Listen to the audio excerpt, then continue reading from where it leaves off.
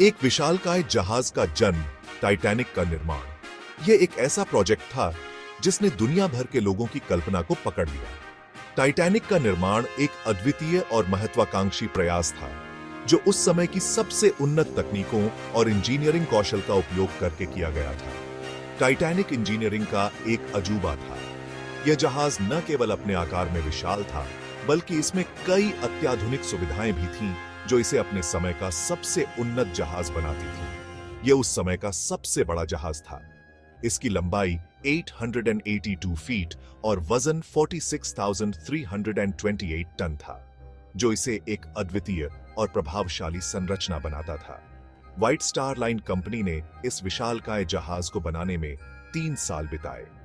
इस परियोजना में कंपनी ने अपने सबसे बेहतरीन इंजीनियरों और डिजाइनरों को शामिल किया, जिन्होंने इसे एक उत्कृष्ट कृति बनाने के लिए दिन रात मेहनत की।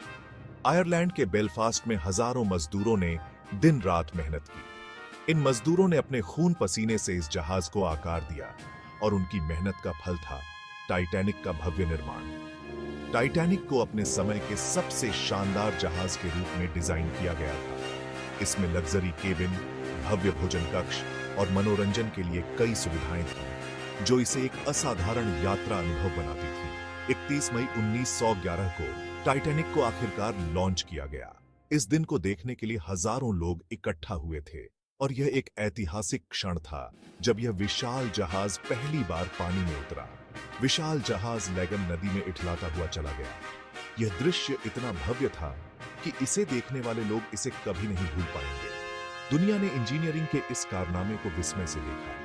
टाइटैनिक ने न केवल अपने आकार और भव्यता से, बल्कि अपनी तकनीकी उत्कृष्टता से भी लोगों को मंत्रमुग्ध कर दिया। टाइटैनिक समुद्र की रानी का खिताब अपने नाम करने के लिए तैयार था।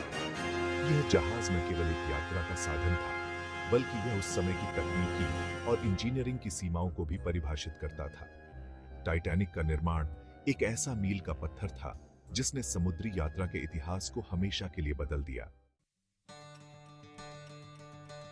नाव खेना टाइटैनिक का पहला सफर शुरू होता है। यह एक ऐतिहासिक क्षण था जब दुनिया के सबसे बड़े और सबसे शानदार जहाज ने अपनी पहली यात्रा शुरू की।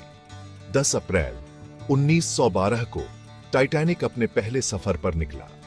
यह दिन इतिहास में दर्ज हो गया जब इस विशालकाय जहाज ने समुद्र की ओर कदम बढ़ाया। जहाज इंग्लैंड के साउथहैम्पटन से रवाना हुआ। साउथहैम्पटन का बंदरगाह उस समय लोगों से खचाखच भरा हुआ था, जो इस अद्भुत जहाज को देखने और विदा करने आए थे। जैसे ही यात्रियों और चालक दल ने किनारे को अलविदा कहा, उत्साह का माहौल बन गया। लोग अपने प्रियजनों को विदा करते हुए भावुक हो गए और जहाज के डेक से हाथ हिलाते हुए अलविदा कह रहे थे।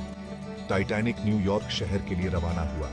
यह यात्रा अटलांटिक महासागर को पार करने वाली थी, और सभी को उम्मीद थी कि यह एक सुखद और सुरक्षित यात्रा होगी। जहाज में 2200 से ज्यादा लोग सवार थे। इनमें से कई लोग पहली बार इतनी लंबी समुद्री यात्रा पर निकले थे, और उनके चेहरों पर उत्सुकता और खुशी साफ झलक रही थी। हर वर्ग के यात्री थे। प्रथम श्रेणी के यात्रियों से लेकर तीसरी श्रेणी के यात्रियों तक सभी ने इस यात्रा का हिस्सा बनने का सपना देखा था। कुछ अमीर व्यापारी थे, तो कुछ एक नई जिंदगी की तलाश में आए प्रवासी। अमीर व्यापारी अपने व्यापारिक सौदों के लिए यात्रा कर रहे थे, जबकि प्रवासी एक नए जीवन की उम्मीद में थे। टाइटैनिक समाज का एक तैरता हुआ रूप था।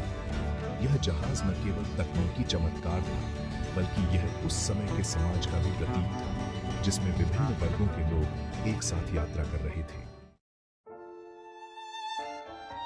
सपनों का सागर टाइटैनिक पर जीवन। टाइटैनिक पर जीवन विरोधाभासों का अध्ययन था।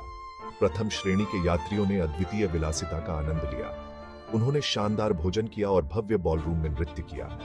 वे ताजी समुद्री हवा का आनंद लेते हुए सैर डेक पर टहलते थे। इस बीच स्टीयरेज श्रेणी के यात्रियों ने अधिक साधारण आवास में यात्रा की। उन्होंने तंग क्वार्टर और बुनियादी सुविधाओं को साझा किया।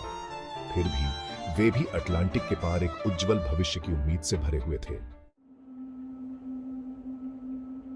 एक भयानक रात हिमखंड दिखाई देता है। 14 अप्रैल 1912 की रात को टाइटैनिक उत्तरी अटलांटिक के बर्फीले पानी से गुजरा। समुद्र शांत था, लेकिन हवा में कड़ाके की ठंड थी।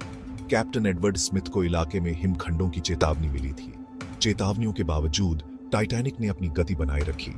चालक दल संभावित खतरों को देखने के लिए लुकआउट पर निर्भर था। हालांकि लुकआउट दूरबीन से लैस नहीं थे। धारा 5 अकल्पनीय होता है। टाइटैनिक को लगा बुरा झटका। यह एक ऐसा क्षण था जिसने इतिहास को बदल दिया। रात के 11:40 पर आफत आ गई। यह वह समय था जब सब कुछ बदल गया। लुकआउट ने टाइटैनिक के रास्ते में सीधे एक हिमखंड देखा।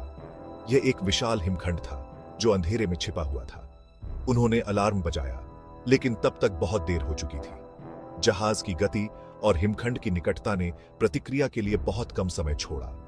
टाइटैनिक ने अपने स्टारबोर्ड की तरफ हिमखंड को टक्कर मार दी। यह टक्कर इतनी जोरदार थी कि जहाज के कई हिस्से क्षतिग्रस्त हो गए। प्रभाव शुरू में सूक्ष्म था। कुछ यात्रियों ने इसे महसूस भी नहीं किया। कई यात्रियों को केवल हल्का सा झटका महसूस हुआ। वे नहीं जानते थे कि यह हल्का झटका एक बड़े संकट की शुरुआत थी। हालांकि हिमखंड ने टाइटैनिक के पतवार में कई जगह दरारें डाल दी थीं। ये दरारें धीरे धीरे बढ़ने लगीं और पानी अंदर आने लगा। जहाज के डिब्बों में पानी भरने लगा। यह पानी तेजी से फैलने लगा, जिससे जहाज का संतुलन बिगड़ने लगा। टाइटैनिक का डूबना अब निश्चित था और यह एक ऐसी त्रासदी थी जिसे कोई नहीं रोक सकता था।